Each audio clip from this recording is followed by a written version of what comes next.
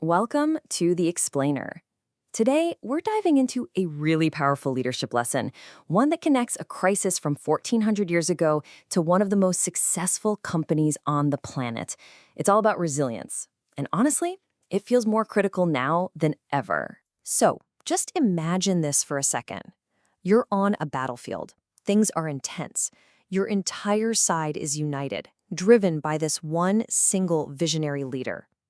And then, a rumor starts to rip through the ranks. The prophet is dead. What do you think happens? Total chaos. Discipline just evaporates. Panic sets in. You know, this one moment from the Battle of Uhud, way back when, it just rips the lid off a fundamental weakness, right? What happens when your whole organization, your whole movement, is built around the fate of just one person? And this isn't just some ancient history lesson. This is a huge question every single modern organization has to ask itself. Think about your company, your team. What happens if that visionary founder leaves, or that star manager who holds everything together quits? Does it all just fall apart? Well, the response to that original crisis, captured in Ali Imran, a chapter from the Quran, it actually gives us a timeless blueprint for building organizations that can survive exactly this kind of shock. It's all about true, genuine resilience. So the text frames this whole thing as a fundamental choice. It's not about panicking or giving up. It's a strategic decision. Are you focused on temporary, short-term rewards? Or are you building for something bigger, for long-term, mission-based value? To put it in today's terms, are you chasing quarterly profits at all costs, or are you building a sustainable vision that's meant to last? And the source lays out these core principles for building that long-term vision. It says real strength comes from being steadfast, from refusing to get weak when the pressure's on, and from this idea the source calls sabr. Now, this isn't just about passively waiting. It's active perseverance. It's about gritting your teeth and pushing forward, always improving, especially when things get tough. So here's the bottom line. Leaders come and go. They're mortal. A leader's most important job, then, isn't just to lead from the front, but to build a system of values and principles so strong that it will outlast them, to make themselves, in a way, almost redundant. All right, so this is where it gets really interesting, because this ancient wisdom, believe it or not, it forms the philosophical bedrock of a hyper-modern, incredibly efficient system that I guarantee you've heard of. We see this exact same principle reborn in what we now call the lean management philosophy. You know, a system that's all about continuous improvement and this fierce commitment to the process itself, not just to the person who's in charge. And of course, the company that's most famous for this is Toyota. Okay, so let's connect the dots. How do these ancient virtues actually show up in the day-to-day work on a modern factory floor? This is where the rubber really meets the road.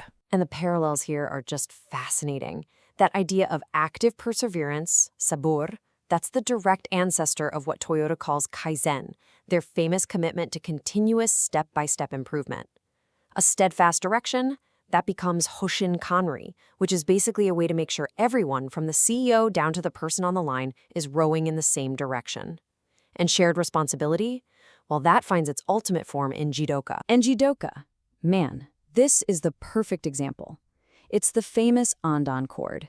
Any worker, at any level, can pull that cord and stop the entire factory. Just think about the power in that. It means every single person is a guardian of the mission, a guardian of quality. They aren't just followers of a leader. They are the system. Now, we saw this entire system put to the ultimate test back during the 2008 financial crisis. I mean, this was a moment of incredible pressure for the entire auto industry, a time when so many other companies panicked and just scrambled for short-term survival. So how did Toyota respond? This number says it all. This was the number of employees Toyota laid off during the crisis. 0. Not a single one. So instead of going for the easy, short-term fix of layoffs, a classic panic move, they chose the long-term value of their system. They doubled down. They actually used the downtime to invest more in training their people and improving their processes. They chose that active perseverance over retreat. And this brings us right back to the ultimate question that this whole framework poses, not just to leaders, but to every single one of us who's part of a team. Where does your organization's loyalty really lie? Is it fragile, tied to a single charismatic person, the kind of team that collapses when they leave? Or is it resilient? Is it embedded in a mission and a set of principles that can outlast any one individual? So really ask yourself this. Is your team loyal to a person? This is the model we see all the time. Loyalty is tied to that one inspiring, charismatic leader, but that creates a massive vulnerability, a single point of failure. Or are they loyal to the mission? The Toyota model proves that it is absolutely possible to build fierce loyalty around a shared goal, a set of principles, and a deep trust in the system itself. And that's what leads us to the final critical test. Because this is what reveals everything. This is the moment of truth that separates the fragile organizations that shatter from the resilient ones that actually endure. What happens when the leader is gone? And that brings us to the ultimate takeaway from all this. Look, having a plan is great, but plans break, markets change, crises happen. True leadership isn't measured by how perfect the plan is. It's measured by whether the mission itself can survive when that plan inevitably goes right off the rails. So the final question for all of us is this: have we built something that can?